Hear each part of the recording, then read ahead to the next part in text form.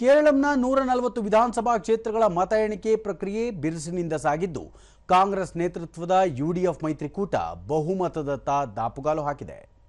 ಸರ್ಕಾರ ರಚಿಸಲು 71 ಸ್ಥಾನಗಳ ಬಹುಮತದ ಅಗತ್ಯವಿದ್ದು ಇತ್ತೀಚಿನ ಮಾಹಿತಿಯಂತೆ ಕಾಂಗ್ರೆಸ್ ಮೈತ್ರಿಕೂಟ 99 ಮತ್ತು ಆಡಳಿತಾರೂಢ ಎಲ್ಡಿಎಫ್ ಮೈತ್ರಿಕೂಟ 39 ಕ್ಷೇತ್ರಗಳಲ್ಲಿ, ಬಿಜೆಪಿ 2 ಕ್ಷೇತ್ರದಲ್ಲಿ ಮುನ್ನಡೆ ಕಂಡಿದೆ.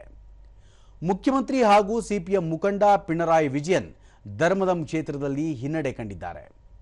ಕೇಂದ್ರದ ಮಾಜಿ ಸಚಿವ ಹಾಗೂ ರಾಜ್ಯ ಬಿಜೆಪಿ ಅಧ್ಯಕ್ಷ ರಾಜೀವ್ ಚಂದ್ರಶೇಖರ್ ನೆಮಾಮ್ ಕ್ಷೇತ್ರದಲ್ಲಿ 3,000ಕ್ಕೂ ಅಧಿಕ ಮತಗಳಿಂದ ಮುನ್ನಡೆ ಸಾಧಿಸಿದ್ದಾರೆ.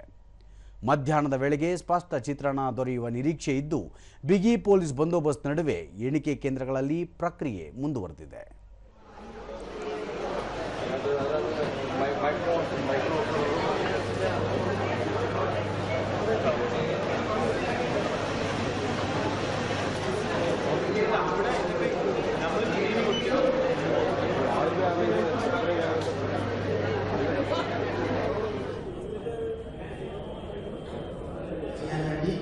യെല്ലോ കളറാണ് കൊടുത്തിട്ടുള്ളത്. അപ്പൊ മൈക്രോ ഒബ്സർവർ യെല്ലോയിൽ റിസൾട്ട് എടുക്കുന്നു.